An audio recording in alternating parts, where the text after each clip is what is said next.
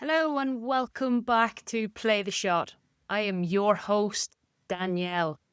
I've played golf for 10 years representing Ireland and chasing the pro dream, and then swapped my clubs for closing deals and climbing the tech leadership ladder. I've made more mistakes than birdies, and on this show, I'm going to be sharing all the raw, real stories about my journey, so you can hopefully skip a few levels and fast track your own success, whether you're dominating on the field or crushing it in your own career. Let's laugh, learn, and be inspired to play the shot you have. So this week's story, it all started with a little medal from a Tuesday night competition a few weeks ago.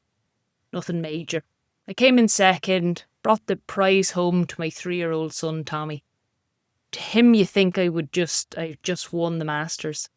He was absolutely delighted, insisting it be placed right on the shelf beside his bed.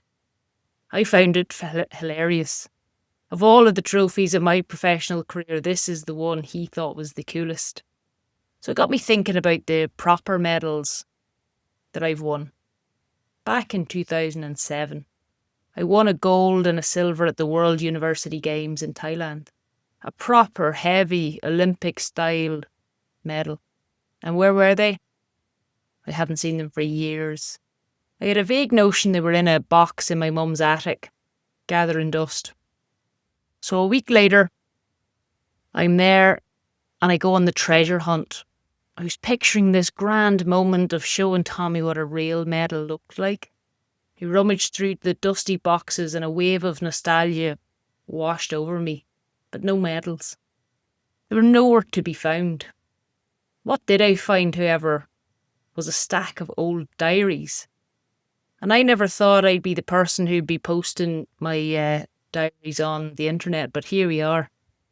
Page after page from 2008 to 2011 detailed the absolute peak of my playing days.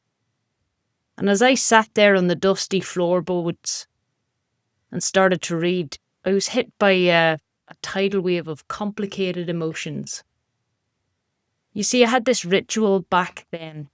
After every single round of golf I played, whether good or bad, I'd write down my 3 best shots of the day.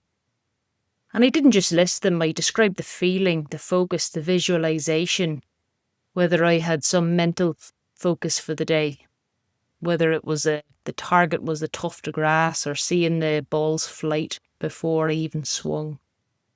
Reading it back was an unexpected jolt of confidence. I was reading about a young woman who was incredibly skilled, focused and resilient. I even found a quote I'd scrawled after a very frustrating round of 75, stating that even though I'd hit a few bad shots, I knew I had the talent and the skills to hit good shots the next day and come back. So I felt this immense pride of the unconditional self-belief I used to have. But here's where it got complicated. Alongside the pride was a quiet, nagging pang of unfulfilled potential. On one page, my long-term goals were written in big, bold letters. Make the 2011 Solheim Cup team.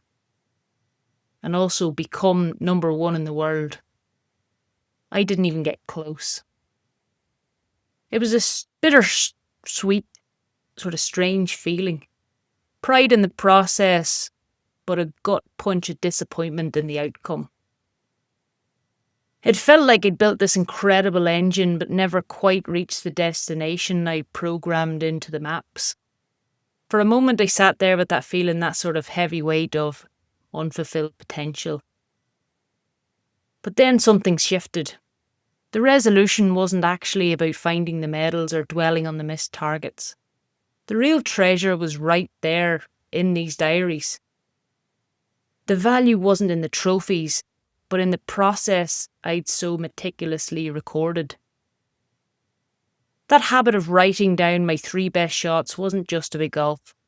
It was about training my brain to find the positives, to build the resilience, to prove to myself day after day that I had what it takes. I'm still doing this today. although in a slightly different arena. For the last few years, I've kept a gratitude journal. I actually started it during COVID, during some of the tough days, to find those moments to be grateful for. Recently, I tweaked it to write down one thing I'm grateful for about myself each day. There's the exact same muscle I was building 15 years ago, just in a different gym. The destination I set back then was never reached, but the journey gave me resilience and a set of tools I now use every day to be a better parent and partner. I can see now how the skills are transferred, and I'm at peace with it. And the real lesson from my dusty attic discovery: in our careers, we're often so focused on the next rung of the ladder, the promotion, the title, the next big win. But if you're always looking up, you'll miss the view from where you are. You're going to miss the evidence of your growth. So my invitation to you is threefold. Document your wins. At the end of each week, write down 3 things you did well. And they don't have to be huge achievements. Maybe you handled a difficult meeting well, or you finally got your head around a complex project, or simply supported a colleague who was struggling. Acknowledge those small victories. Be where your feet are. All we truly have is the present moment. When you're working, be fully there. When you're with your family, be fully there. Put the phone away and be with them. Presence is practice, it's not a destination. And finally, practice some self-compassion. Some days are 68s, some days are 88s. You won't be at 100% every day, so on the tough days, have the compassion to adjust. And sometimes getting one thing done is still a win. So I haven't yet found the medals, but I found the proof in the daily habits that earned them. And those habits of resilience and positive focus are worth more than any piece of gold. You cannot connect the dots looking forward. You can only connect them looking backwards.